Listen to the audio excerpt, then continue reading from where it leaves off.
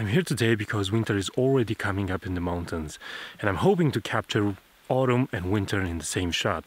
Now this is a special moment. Usually the first snow comes after the leaves are fallen down, but because this cold air and the snow has already come, I'm pretty sure the autumn leaves will fall on the ground pretty soon.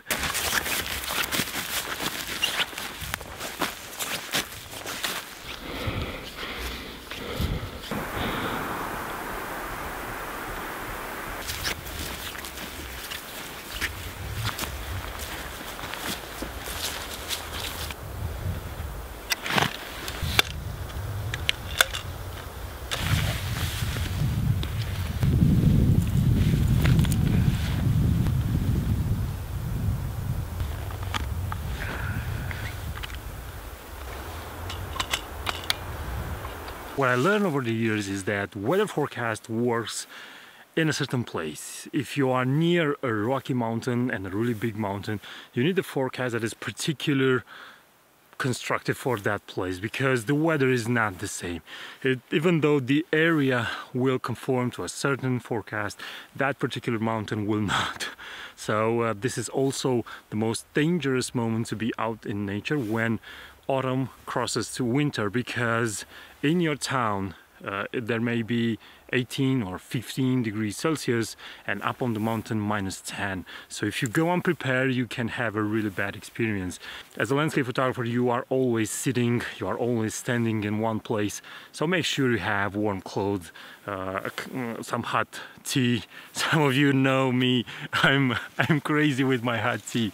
So today I'm hoping to capture the last remains of autumn, and after these days, late autumn, when the leaves are down, and is not that spectacular if you are on lower altitudes. If you go up on the mountain though, you may have some really dramatic atmospheric moments, and you can have some beautiful photos. I'm starting with this photo where I have on the lower right area some large trees that are yellow, and they will offer a beautiful contrast. And then the photo kind of evolves from those large trees up to the tower, and I'm using the ridge starting from the left and going up to this tower, just to have a leading line that will better build the composition in this photo. Now in terms of settings, I'm at f11, 0.6 seconds, and the white balance is on shade. Now you may say that, okay, you're shooting RAW, you can go into Lightroom and adjust the white balance.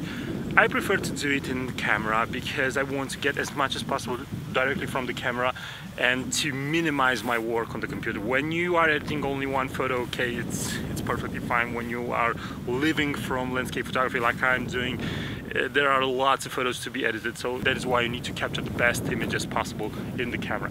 Now there is also another small element that I think it's really important to capture now. Even though it's cloudy, all the sky is cloudy, there are some really fine red shades from the sunrise, and I think that I will have to concentrate myself on capturing those in order to have a good photo over here, because it will add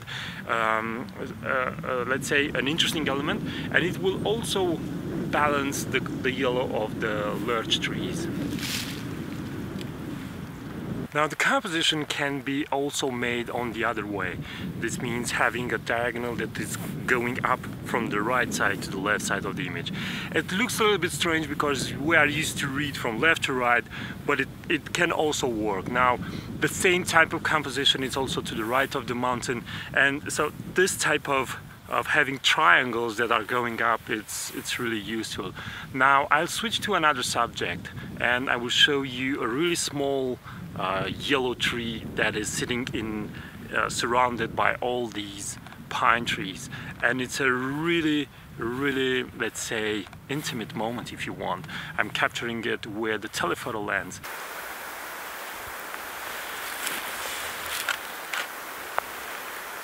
Every shot you make needs to have a reason. It needs to have a composition that supports a subject or a point of interest, and you need to be aware of that composition and of that subject. You don't just go and photograph because what you saw you thought it was interesting, you need to put a little bit of thinking in realizing what you're seeing. Now it's time for me to continue my hike to another place and to try and capture these mountains from another side. So it's gonna be about, I don't know, 45 minutes hike from here to go a little bit around the mountain and to have another side, another view, and of course another composition.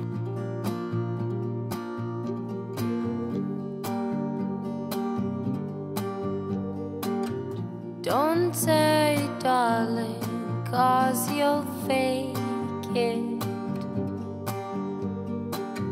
Don't hide the tears, 'cause I know you're breaking. All this love and all this pain you've given, all this love and all this pain, you bring them from another world.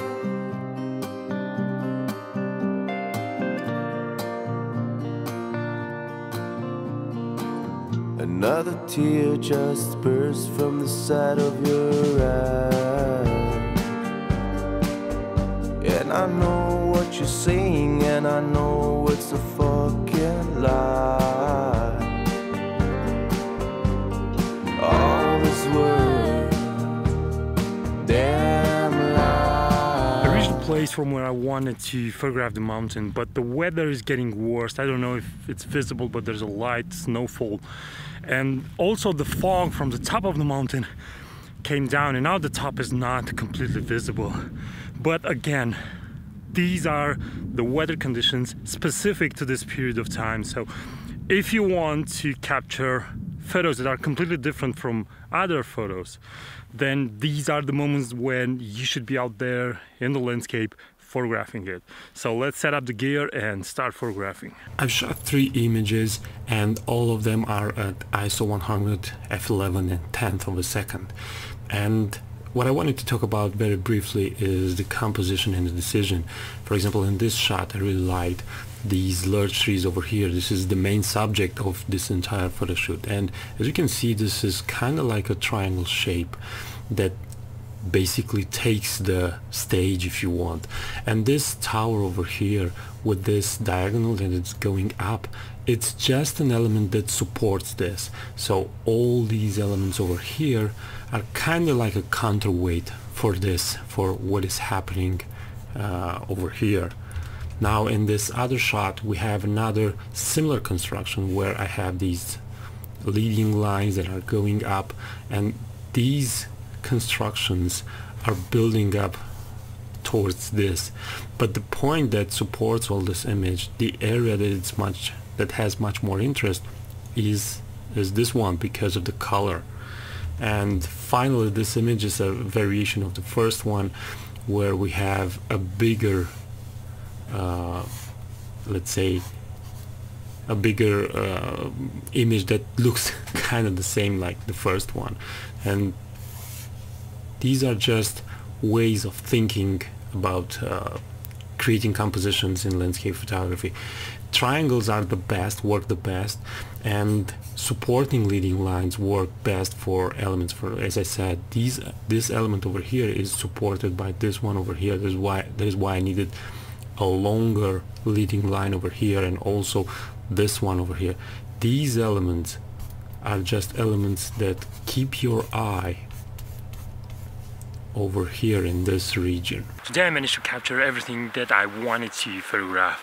I have snow, I have the colors of autumn, the late colors of autumn, and it's a special moment. Again, you need to go out there, you need to be prepared in terms of clothing, you need to be prepared in terms of having a hot drink with you, some hot tea maybe, and you need to be out there if you want to photograph. I think this is probably the best tip that I can give to anyone.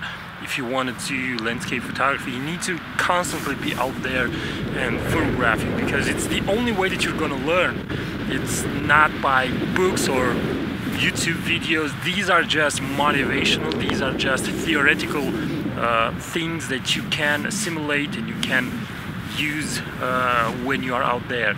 So thanks for watching. Hope that you'll subscribe to this YouTube channel, and until next time, keep on photographing is the only way that you can get better. And also you can support me by buying one of my editing courses. The link is in the description of this video. Bye bye.